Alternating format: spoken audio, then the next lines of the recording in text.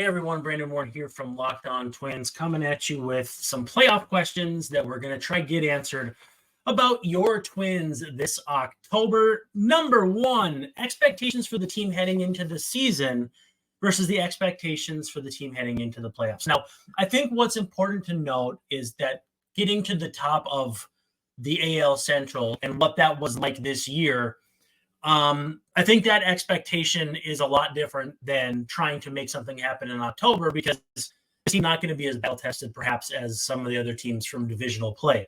Now, with that said, the different balance of the schedule and the fact that it's October, so anything can happen because the series are so short, means that I'm really more just looking for the Twins to finally end this 0-18 playoff streak, dating back to 2004, my first year in college. So my expectations were that the Twins could contend coming into the season. They did as I had hoped, maybe not in the path that I had hoped, but they did as I had hoped and got here. And now it's time to take those expectations up a notch. Just being here is not enough to win. They need to move on and show that they're more than just a one-time.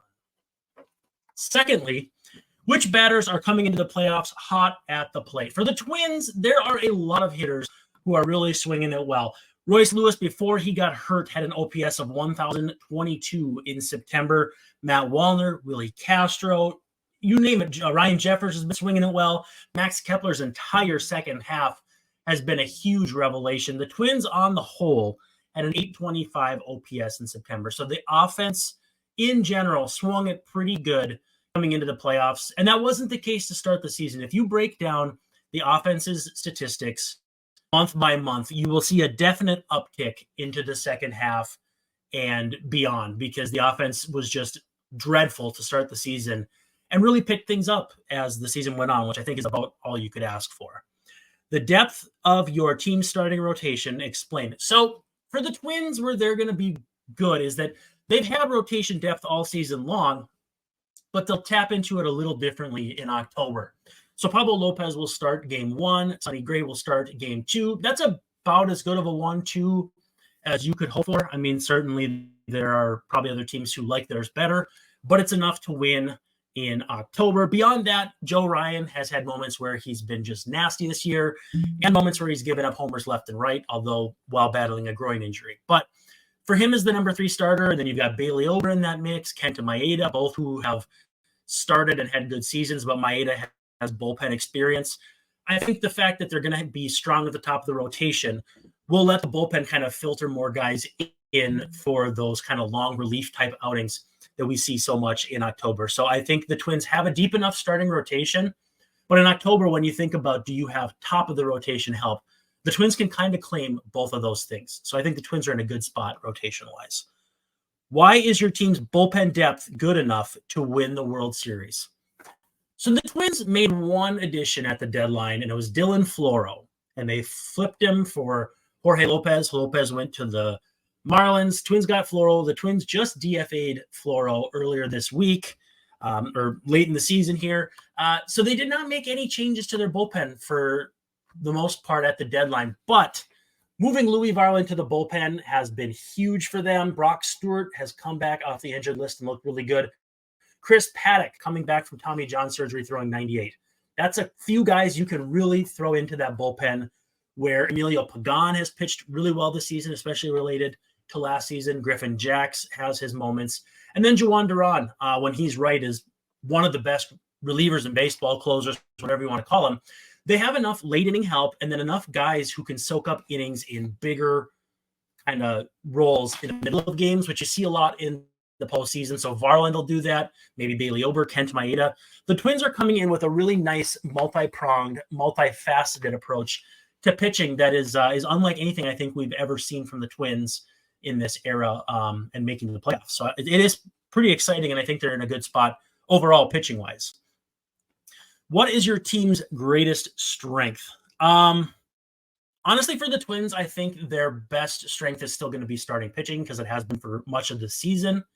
But it's not as though the offense and bullpen are complete zeros. And, the Twins made the postseason in 2019. It was homers, but they had no pitching healthy and were no match for the Yankees. In this case, against the Blue Jays, when they'll be hosting every game in this series. They're in so much a better spot starting pitching wise. And then it just, like I said, filters backwards. From there, your bullpen gets so much better with guys who are backfilled from the rotation. What about your team are you worried about in the playoffs? It's the Minnesota Twins in the playoffs. There's only worry to be had. The Twins are 0-18 right now in the postseason since winning a playoff game that Johan Santana started back in 2004. Many of our listeners were not even born yet. Many of our listeners may have been in school, like elementary school. I, for one, was first year of college, right out of high school. And it's been too long. So the fear is that this streak continues. Other than that, though, I mean, they've had injuries. Carlos Correa, Byron Buxton, and Royce Lewis all having some form of issue right now coming into this series should scare most fans. Now, with that said, young players have stepped up. They have depth and all that. But if you're going to be scared of anything, the streak and the fact that some of the big guys are not super healthy would probably be at the top of my list. But besides that, if you can't get excited about playoff baseball because you're afraid you might lose, it's the wrong attitude to have. And I'm afraid that's what a lot of us in Minnesota have. This team has what it takes to win the pennant, the AL pennant.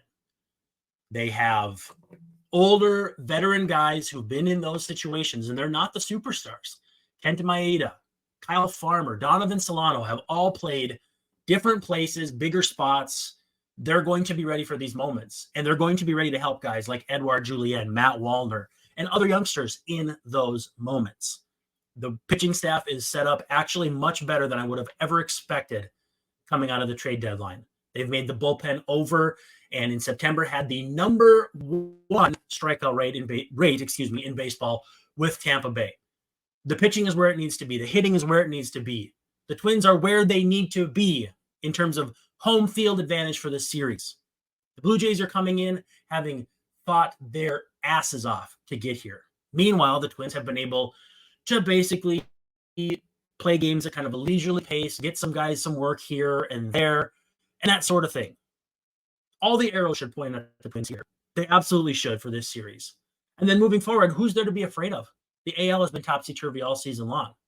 Nobody could touch the Rays to start the season. The Astros have had moments, but also not as good as they've been in the past. What is Texas going to look like?